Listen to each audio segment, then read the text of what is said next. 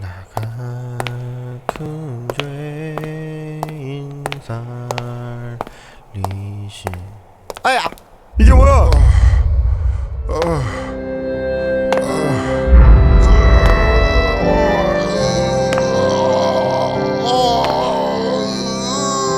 좁은 문으로 들어왔습니까? 좁은 문으로 들어온 사람은 좁은 길 걸어가야 합니다. 그러나 들어와 놓고는 겁이 나서 걸어가기를 싫어해요. 그리고는 넓은 길을 기웃기웃거리면서 그래서 적당히 교회만 드나드는 분들이 계세요. 그 결과 반드시 영생을 얻을 수 있다고 아무도 장담할 수가 없습니다. 생명이 실제가 됐다면, 이 신앙이 실제가 됐다면, 이 복음의 진리가 실제가 됐다면, 천국이 실제가 됐다면 억지로 죽지 못해 하는, 그냥 어렵고 힘들고 쥐어짜듯이 하는 이런 신앙생활이 난 존재할 수가 없다는 것입니다.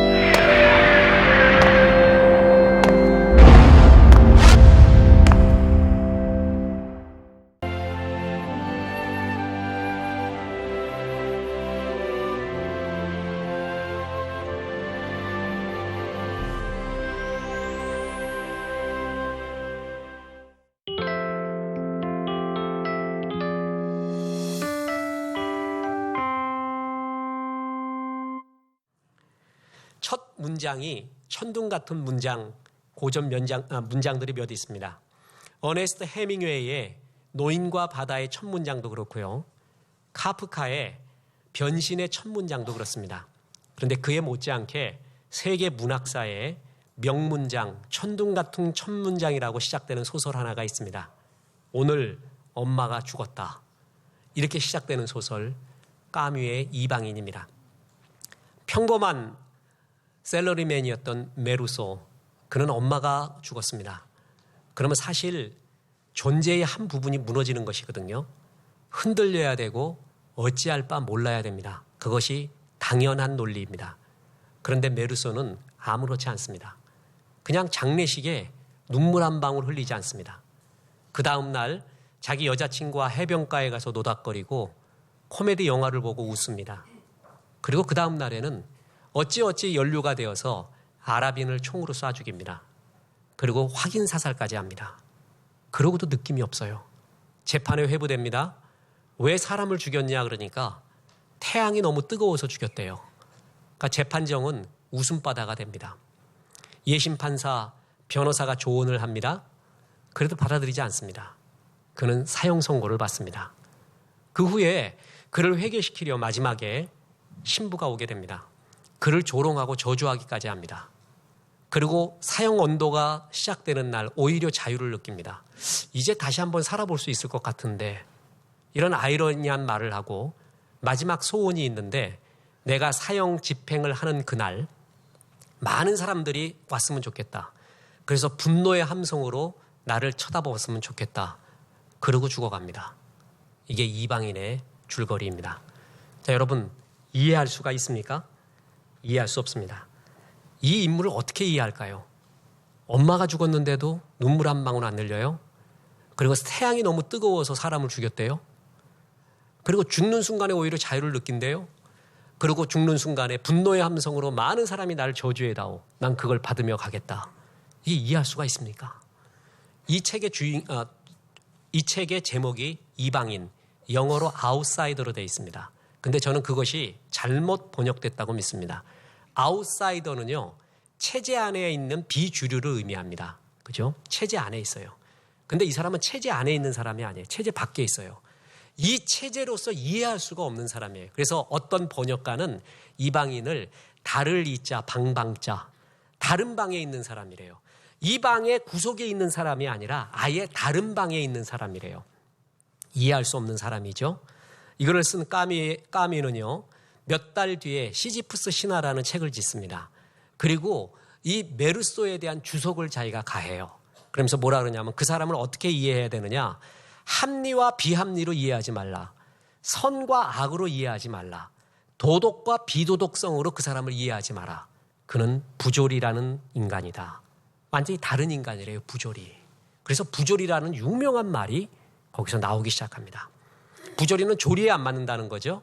부조리는 뭐냐면 합리성을 요구하는 인간이 합리적이지 않는 사회를 만났을 때, 그랬을 때 느끼는 괴리, 그걸 부조리라고 그래요.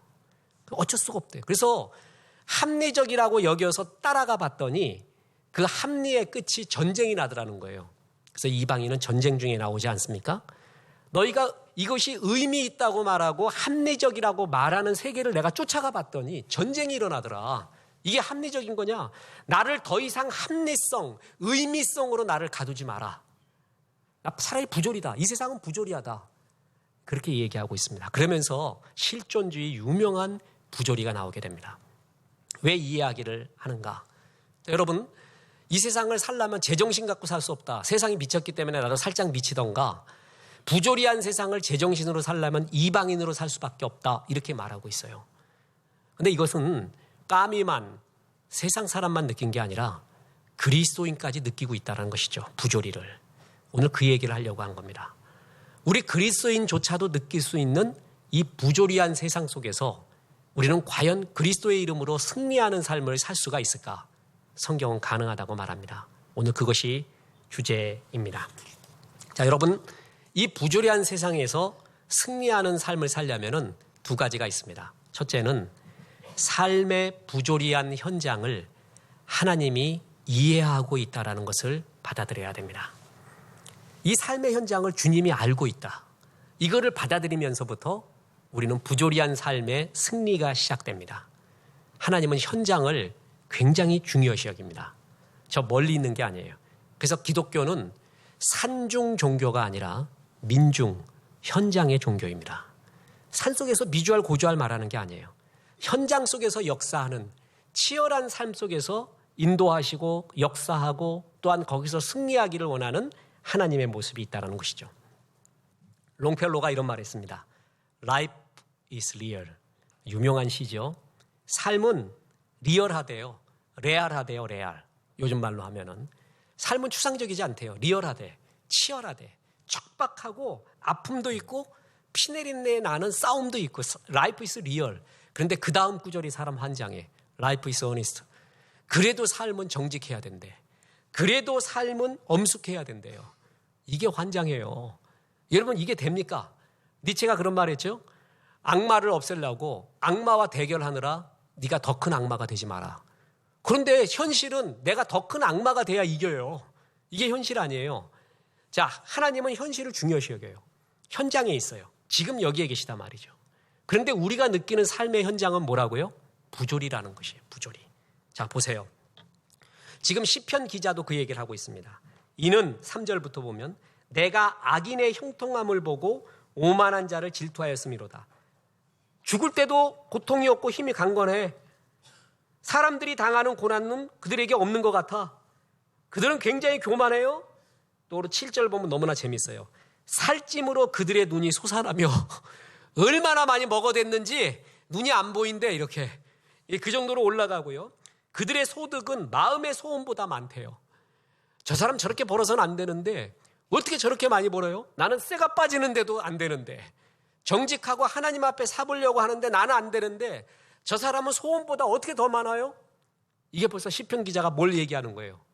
악인의 형통함으로 인한 삶의 부조리를 말하고 있습니다. 그들은 능욕하며 악하게 말하며 거만하기까지 합니다. 심지어는 하나님은 안 계셔라고 말한다는 거예요. 11절에. 하나님이 계시면 나 같은 사람 벌 주지 않을까? 하나님이 안 계시니까 가만히 계시는 거지. 이런 지존자에 대한 모독의 말까지 하는데 하나님 어떻게 가만히 있습니까? 그런데 12절 보니까 볼지어다 이들은 악인일지라도 항상 평안하고 재물은 더욱더 불어나는도다. 시편 기자가 73편 기자가 이걸 보고 죽으려고 했어요. 내가 선하게 살아보려고 하는 게 무슨 소용이 있습니까? 내 이 얘기 들으려면 그냥 차라리 죽어버리겠습니다. 심지어 하나님을 모독하고 있는데도 가만히 놔두십니까? 하나님 살아계십니까? 이렇게 얘기하고 있어요. 자, 여러분, 일반 사람도 이걸 느끼죠? 지금 시편 기자만 느끼는 게 아니죠? 시편 73편만 느끼는 게 아니라 시편 10편에도 똑같은 말이 나와요. 하박국이 이 말을 하고 있고요. 욥이 이 말을 하고 있는 거예요.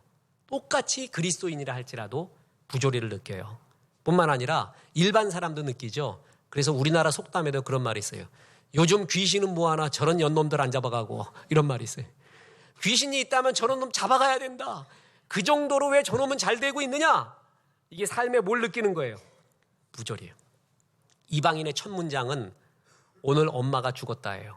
근데 이 문장, 이 본문을 보고 우리가 느낀 건 뭐예요? 신은 죽었다. 그렇게 말하고 싶은 거예요.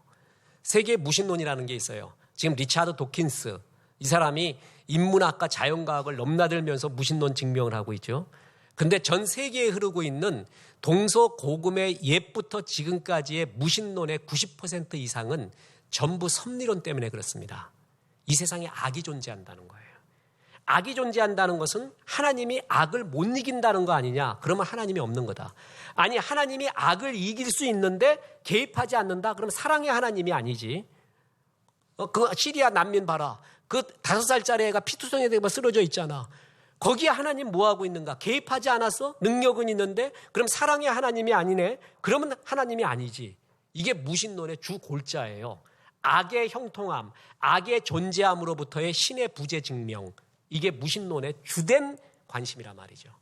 근데 예수를 믿더라도 우리도 이런 고통에 시달릴 때가 있어요. 악인이 너무 잘 돼요. 나는 정말 정직하게 해보려는데 안 돼요. 그래서 뭐라 그러냐면 내가 이렇게 살아보려고 하는 게 무슨 소용이냐. 나도 괴물같이 한번 살아볼까? 이런 마음까지 드는 거예요. 묻습니다. 나만 그럴까요? 시편 73편의 기자만 그럴까요? 하박국만 그럴까요?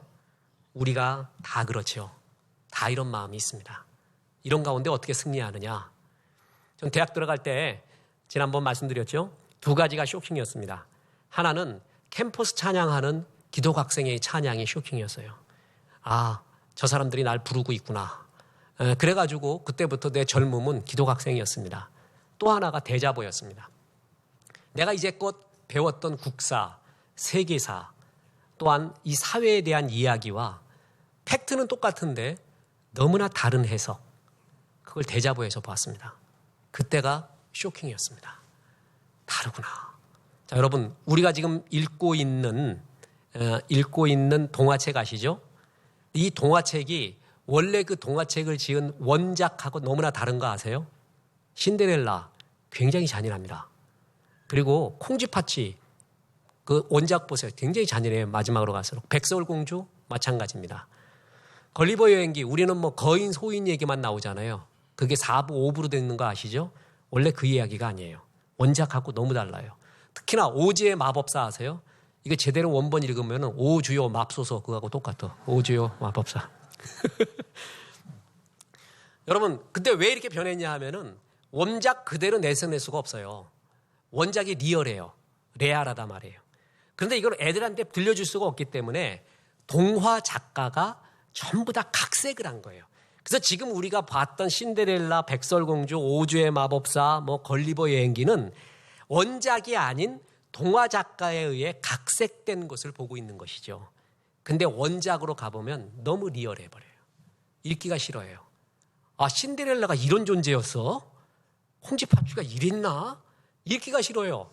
그 정도로 잔인하기도 하고 리얼합니다. 근데 우리가 동화같이 배웠던 것이 삶의 현장으로 들어가 보면 너무나 다르다는 거죠. 그죠? 이걸 시편 기자가 느낀 거예요. 이때 승리할 수 있는 길은 하나님이 그런 나의 갈등, 부조리한 현실을 알고 이해하고 계시다라는 것을 받아들여야 돼요. 주님은 이해하고 있어요. 주님이 모르고 있는 게 아니에요. 그래서 시편 기자가 이렇게 굉장히 길잖아요. 근래 우리가 읽었던 구절보다 엄청 길지요. 이거를 다 들어주세요. 중간에 자르지 않아요. 여자들 아플 때 얼마나 시인됩니까? 세익스피어, 여자 세익스피어 아니에요. 자기 설명할 때. 자기가 어떻게 아파갖고 전기가 쭉 오는 것 같아갖고 이렇게 와갖고 하면은 여기 몸에 싹 돌고 이게 여기 갔다가 저기 갔다가 뭐 어쩌고저쩌고 막 설명하는데 그런 시인이 없어요. 그런 시인이. 이걸 다 들어줘요. 다 들어줘. 이거를 세상이 부조리하다는 이 얘기를 얼마나 적나라해요. 얼마나 세밀하고 주님이 다 들어줘요. 그 얘기 뭔지 아세요? 알고 있다라는 것입니다. 두 번째 승리의 길 결론이 있습니다. 그것은 악인의 형통이 아니라 하나님의 형통을 조치라는 것입니다. 자, 이 기자가 시편 기자가 느끼는 형통함은 전부 악인의 형통, 현실의 형통이었습니다. 그런데 주님은 그들이 형통한 것에 뭘 보여주냐 하면은 끝, 악인의 형통의 끝을 보여줘요. 그러면서 그들은 진짜 형통한 게 아니라 너는 진짜 하나님의 형통을 조치라 그 얘기를 해주고 있는 거예요. 보세요. 16절부터 보면 내가 어쩌면 이를 알까 생각한즉 그것이 내게 심한 고통이 되었더니 하나님의 성소에 들어갈 때에야 그들의 종말을 내가 깨달았나이다.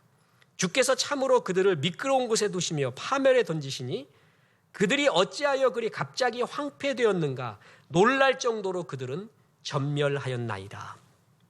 여러분 부조리한 세상을요, 부조리한 이 사회 속에서 보잖아요. 현실 속에서는 답이 없습니다. 솔직히 말할까요? 그러면 이방인으로 살 수밖에 없어요. 진짜 그래요. 나를 의미라고 나를 얽어매지 마라. 의미는 깃털 같은 거야.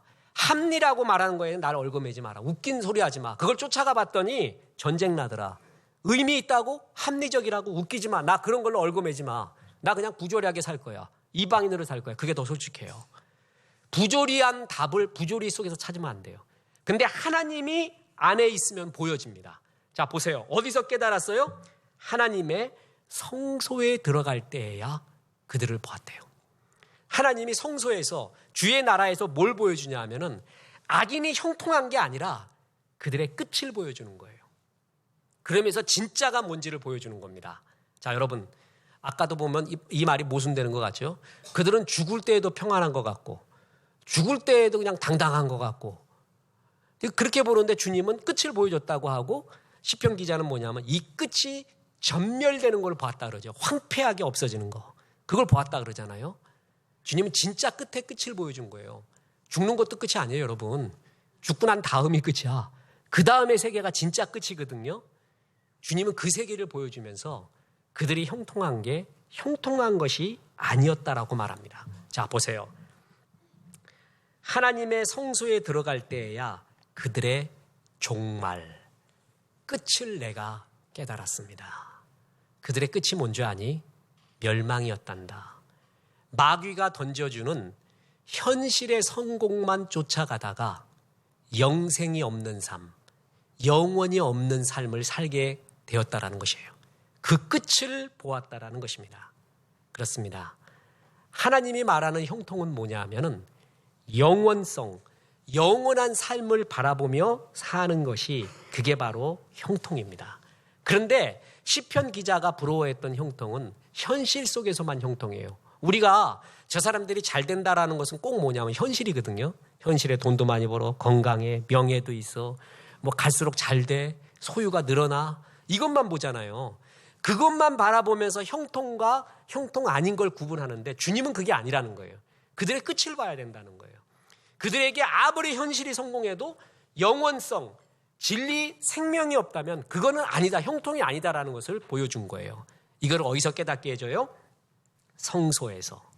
그래서 마귀는 항상 뭐냐 하면은 영원을 배제한 현실에서의 성공만 집중하게 만듭니다. 그게 아니라는 거예요. 시편 기자는 그걸 깨달은 거예요. 여러분, 소는 죽을 때 자기가 죽는 걸 안다고 그래요. 그래서 운대요. 전 잘 모르겠습니다. 근데 돼지는 그게 없대요. 돼지는 그래도 힘세가지고 안 갈라 그러는데 돼지를 도살장으로 가게 하는 방법 중에 하나가 뭐예요? 예, 콩깍지를 던져준대요. 앞에다가. 계속 그것만 먹고 간대요. 계속 그것만 먹고 도살장으로 가는 것도 모른대요. 묻습니다. 콩깍지를 먹고 가는 게 그게 잘 되는 거예요? 근데 세상적으로 보면 잘 되는 것처럼 보인다니까요. 계속 뭘 먹고 있어요? 콩깍지를 먹고 있어요. 그러니까 계속 소유도 늘어나는 것 같고 잘 먹는 것 같아요. 살도 찌고. 그러니까 잘 되는 것 같다는 거예요. 근데 하나님은 그게 아니라는 거예요. 그들의 끝을 보라는 거예요. 마귀는 항상 뭐냐 하면은 끝을 안 보여주고 지금의 길만 보여주고 있습니다. 자, 이런 말을 했죠. 여기 지금 8차선 도로가 있고 오솔길이 있는데 어떤 길이 좋냐? 이거는 명제가 아니라 그랬죠. 명제는 참거짓을 나눌 수 있는 거를 명제라 그럽니다. 그러니까 지금 제가 한 질문은 질문 자체가 아니라는 거예요. 왜 그러냐 하면은 그 끝을 보여줘야지 질문이 됩니다. 자, 여기 8차선 도로야. 근데 끝이 낭떠러지다. 여기는 오솔길이야. 그런데 끝이 황금길이야. 황금궁전이야. 어느 길이 좋니? 이렇게까지 말해야 명제죠. 그런데 마귀는 끝을 안 보여줘요. 항상 마귀의 특징입니다. 지금의 길만 보여줘요. 그리고 그리스도인도 지금의 길, 나는 왜 지금 고생하느냐, 이것만 볼 때 항상 불평이 나오고 하나님이 섭리하는가만 봐요. 근데 하나님은 항상 끝을 보여줘요. 예배가 뭔지 아세요? 끝을 보는 거예요. 이 세상의 알파와 오메가, 끝을 보는 거를 예배라고 해요. 그때 하나님께서는 영원성을 보여주면서 야, 저거 콩깍지야. 먹고 도살장으로 가는 중이야. 그러면 야, 내가 콩깍지를 차라리 먹지 않고 버티고 있는 게 오히려 더 낫습니다 라고 알게 되죠. 현실의 부조리는 지금 현실만 갖고 얘기하면 안 돼요. 주님은 영혼을 보여주면서 하나님의 형통, 영원한 삶을 살면서 사는 것을 주님이 진짜 형통이라고 하는데, 시편 기자가 부러워했던 형통은 영원성이 없는 현실의 형통만 부러워했다라는 것입니다. 성소에서 그걸 깨달아요. 그때 해결이 되는 거예요, 마음이. 까미가 이방인 쓰고 나서 몇 달 후에 시지프스 신화를 찍습니다. 그래서 신들이 인간에게 내린 최고의 저주는 산꼭대기까지 돌멩이 갖고 오라는 거예요. 갖고 오면 떨어뜨린대. 다시 갖고 올라가. 그러면 또 떨어뜨려. 계속 그 일만 반복하는 거예요. 여러분 생각해 보세요. 내 인생이 무의미성이죠. 이게 바로. 이런 무의미성 속에 살고 있다고 치면은 행복할까요? 그런데 그런 짓을 하면서도 나는 성공했다고 말하는 게 인생이라는 거예요. 자, 어떤 사람은요, 꼭대기까지 갔다가 돌을 다시 주워오는 사람이 있고, 어떤 사람은 중간에서 내려오는 사람도 있고, 3분의 2 간 사람도 있어요. 여러분이 보기에는 어떤 놈이 제일 성공했어요? 그 놈이 그 놈이야. 무슨 얘기인지 아시겠죠? 성경은 그걸 말하는 거예요. 어떤 사람은 그래요. 어떤 사람은 10번도 올라갔다 내려왔어요. 10번도. 그래서 뭐냐면은 세상은 넓고 할 일은 많다 이러면서 10번도 넘어왔어. 어떤 사람은 20번 넘어왔어요. 그리고 중간에 떨어지더라도 다시 막 20번, 30번도 했어요. 그러면서 나한테 시련은 있어도 실패는 없어. 그러면서 한 30번을 했단 말이야, 이거를. 그런데 그거를 알고 있는 우리가 바라보는 우리는 그걸 볼 때 뭐라 그래요? 의미 없어. 소용없는 짓이야. 30번 올라갔다 내려오나 중간에서 내려오나 저 무의미한 일을 반복하는 게 무슨 의미가 있니? 그 얘기할 거 아니에요. 그죠? 성경이 그걸 말하는 거예요. 저렇게 해서 성공해서 위인이 됐거나 아니거나 무슨 상관이 있느냐. 여러분, 실존주의 철학자는요, 이런 무의미성을 깨닫는 순간을 자의식이라고 해요. 근데 이방인에서는 언제 깨달았냐 하면은 죽기 전에 깨닫습니다. 그래서 실존주의자들이 삶의 부조리와 무의미성을 깨닫는 접촉 포인트가 너무 작아요. 죽는 순간. 그래서 까미는 멸망의 순간 나는 자의식이 깨어난다. 뭐 이런 얘기를 하는데, 우리 주님은 죽기 전에 깨닫게 하지 않아요. 예배 때마다 보게 해요. 그리고 고난이 올 때마다 그리스도인도 부조리를 느끼면서 부조리 속에서 죽게 만들지 않고 뭘 바라보게 하냐면 영원을 바라보게 만듭니다. 이게 하나님이 그리스도인에게 고난을 주시는 이유 중에 하나입니다. 그리스도인이 잘하려고 하는데 안 됐잖아요. 그러면 뭐 늘 많이 부르는 옛날 찬양 있잖아요. 죄 많은 이 세상은 내 집안이요, 내 모든 보화는 저 하늘에 있네. 여기 내 세상 아니야. 세상 이런 거지 뭐. 여기서 다 쇼부 보려고 하지 않고 천국도 바라봐요. 그리스도인이 부조리를 느껴요. 이런 고난 속에서 뭐냐 하면 여기가 다가 아니구나 라는 걸 더욱더 알아요. 그래서 세상 떠날 때 편해. 내가 여기서 다 쇼부 보려고 하면은요, 사람은 엉뚱해서 못 떠나. 엉뚱이 뭐예요? 엉덩이가 뚱뚱해져 갖고 떠날 수가 없어. 떠날 수가. 날아갈 수가 없어.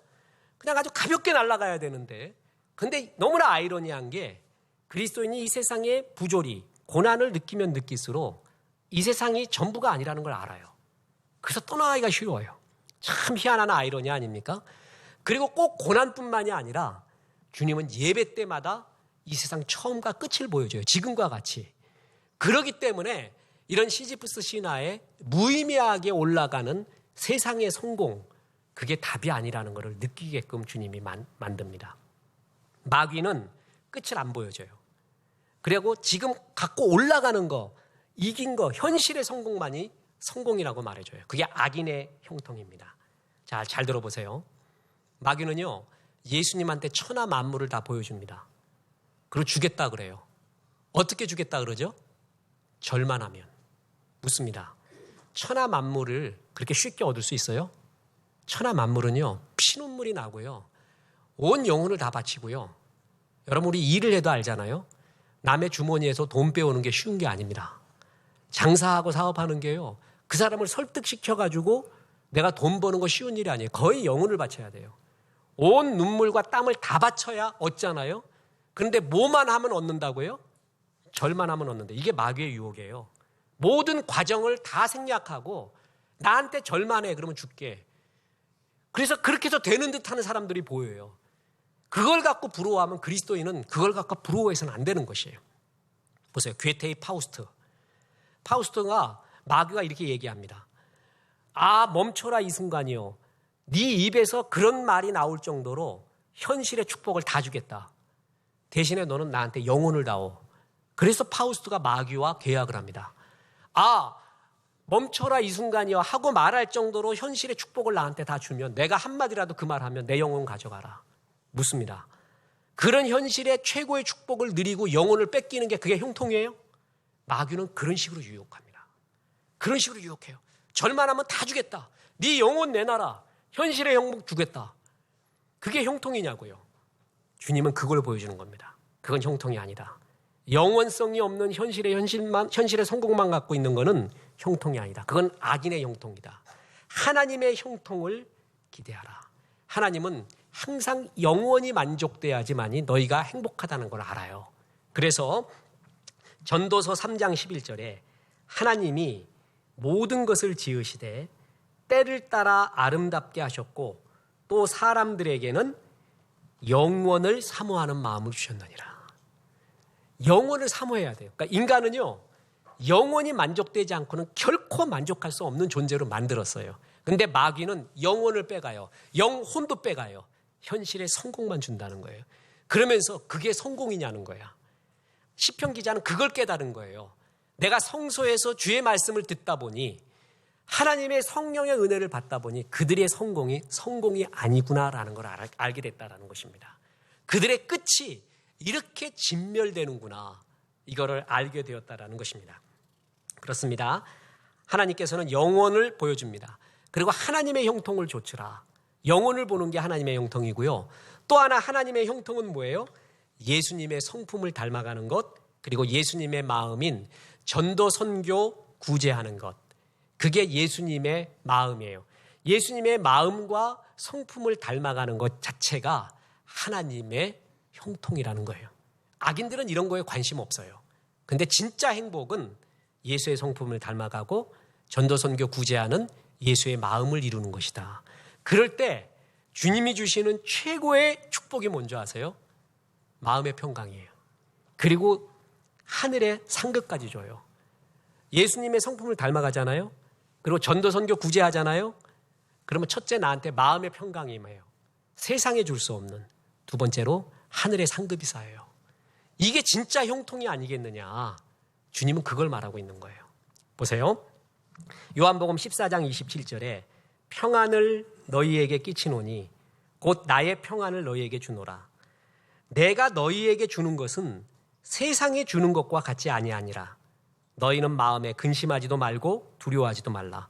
여기서 세상의 평안과 하나님의 평안을 대비를 이루고 있죠.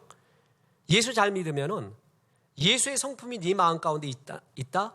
예수의 마음이 네 마음 가운데 있으면 세상이 줄 수 없는 하늘의 절대 평안을 주겠대요. 그래서 세상에서의 평안도 있대요. 그런데 세상에서의 평안은 뭐냐 하면은 마음의 근심과 두려움이 섞여 있는 평안이래요. 기가 막히죠? 세상에서 악인이 형통했어요. 성공했어요. 그런데 그게 진짜 평안한지 아느냐? 그 사람 속에 한번 들어가 봐라. 근심이 있다, 두려움이 있다. 그 평안은 진짜 평안이 아니다. 진짜 평안은 내가 주는 예수의 평안인데 그거는 네 마음 가운데 예수님의 성품과 예수님의 마음이 이루어져 갈 때 주는 하늘의 절대 평안이다. 그거를 받아라. 그게 진짜 형통이다. 이렇게 말해주고 있다는 것입니다. 여러분, 채우는 행복은요, 끝이 없습니다. 록펠러가 고백했듯이 조금만 더가 행복이 아니라 쌓아놓는 것은요, 행복이 아니에요. 항상 욕심의 지배를 당해요. 쌓아놓는 행복이 있거든요. 채우는 행복. 그런데 성경은 비우는 행복을 말해요. 비우는 행복. 비우는 행복이 절대 행복이에요. 그래서 여러분, 고수들은 야, 마음 비워, 마음 놓아라, 이런 말 많이 하잖아요. 왜냐하면 그때 절대 평안이 오기 때문에 그렇습니다. 이때 비운다라는 것은 하지 않는다라는 의미가 아니에요. 걸리지 않는다. 집착하지 않는다는 거예요. 여러분, 쌓아놓는 기쁨으로 사잖아요. 그럼 항상 걸려요. 더한 놈이 나타나면 걸리고요. 더 좋은 것 보면 걸려요. 마음에 걸려요. 그래서 평화가 없어요. 근데 비우는 기쁨이 있잖아요. 바람이 아무리 지나가 봐라. 그물 사이로 지나가듯이 그때는 걸리지가 않아요. 어떤 게. 이게 비우는 자가 갖고 있을 수 있는 최고의 기쁨이에요. 그래서 여러분, 예수님을 표현할 때 신학적 용어가 두 가지가 있습니다. 하나는 인카네이션, 성육신. 또 하나는 자기를 비워 종의 형체가 되었으니 할 때 비움, 그게 케노시스예요. 이게 예수님이 인카네이션과 케노시스를 통해서 역사가 되는 거거든요. 그런데 비웠더니 케노시스 했더니 주님의 것으로 채워진 거예요. 성령으로. 내 것을 비우지 않으면 주님의 것이 채워지지 않습니다. 내 속에 계속 개벽다구가 있잖아요. 그럼 그거밖에 행복이 안 보이는 거예요. 악인은 그게 가득 차 있다는 거예요. 그러면서 하나님은 말하는 거예요. 그게 진짜 행복이겠냐고. 주의 것으로 너는 가득 채워라. 그랬을 때 너에게 행복이 있을 것이다. 아프리카 속담에 강을 건널 때 주머니에 돌이 있어야 흔들거리지 않는다는 말이 있습니다. 돌이 뭐냐면 하나님이 내게 하라고 한 사명입니다. 그게 돌처럼 보여요. 무거워 보여요. 왜 그런 줄 아세요? 사명을 이루려면 내 열정을 쏟아야 돼요. 마음. 그렇죠? 시간을 쏟아부어야 돼요. 물질을 쏟아부어야 돼요. 이거를 신앙의 관점이 아닌 걸로 보면 전부 돌이에요. 무거운 거예요. 할 수 없어요. 근데 신앙의 관점으로 그걸 했어요. 쌓았어요. 알고 보니까 이 세상은 부조리하다고 했죠. 물이 막 흘러요. 언제 범람할지도 몰라요. 그런데 그 범람하는 물 가운데 날 지켜주는 게 뭔지 아세요? 내 주머니에 있었던 돌이에요. 그 사명을 쫓아가잖아요. 흔들거리지 않습니다. 이게 나한테 짐인 줄 알았더니 짐이 아니에요. 우리 주님께서는 내가 아들까지 너를 위하여 내어줬는데 뭘 못 내어주겠느냐. 주님이 나에게 달라고 하는 건 이유가 있는 거예요. 이유가. 그거는 뺏어가려는 게 아니라 주님이 나한테 뺏어가서 부자가 되고 못 뺏어가서 거지 되는 분이 아니라 말이에요. 주님이 달라고 할 땐 이유가 있어요. 그게 나는 돌의 무게처럼 느끼는데 그게 사실은 너를 지키는 거라는 거예요. 그래서 전도 선교 구제하려면은요, 내 시간이 필요합니다. 마음과 열정이 필요해요. 물질도 필요해요. 그 돌이 나를 지켜줘요. 그게 오히려 진짜 행복이요. 내 마음을 지켜주죠. 뿐만 아니라 하늘의 상급을 쌓게 해주죠. 악인들이 이걸 모르고 있다는 거예요. 하늘의 형통은 이런 것이다. 악인들이 진짜 형통하느냐? 너 한번 보아라.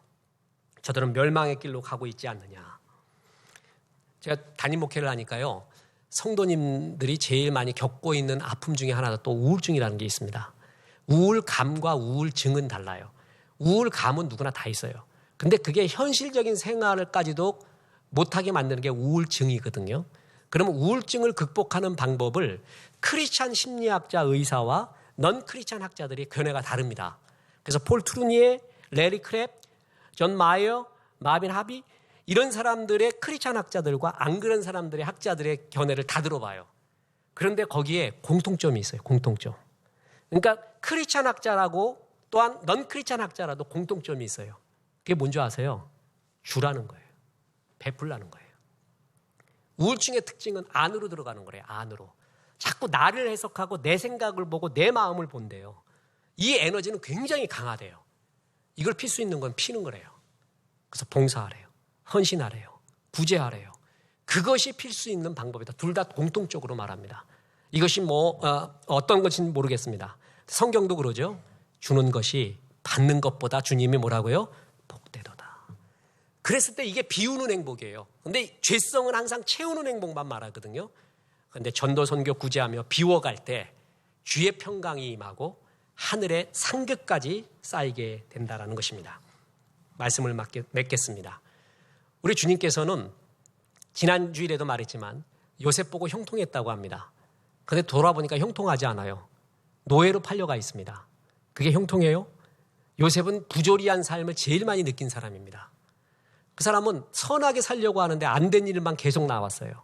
그런데 주님이 보디발의 노예의 집에 있는 요셉 보고 형통했대요. 주님의 형통 개념은 다릅니다. 요셉은 꿈의 사람, 비전의 사람이었습니다. 주의 비전이 계속 이루어져 가고 있는 한 주님은 그 사람을 형통하다고 말합니다. 그 사람이 아무리 성공해 보여도 주의 비전이 이루어지지 있지 않아요. 주의 목적이. 그럼 형통한 게 아닙니다. 여러분 그렇습니다. 이 세상은 부조리합니다. 그런데 세상적 관점으로만 봐서 그렇습니다. 이 부조리한 관점, 세상 속에서 주님이 이기려면은 영원한 삶을 바라봐라. 그게 진짜 하나님의 형통이다. 예수의 마음인 전도선교 구제하고 예수의 성품을 이루어가는 성공, 그게 진짜 성공이지 나머지 악인의 성공은 의미가 없고 종말이 비참하다고 말합니다. 하나님의 성소에 와보니까 뭐가 진짜인지 보입니다. 부조리한 이 세상 가운데 주님은 하나님의 선한 섭리로 지금도 함께하고 있습니다.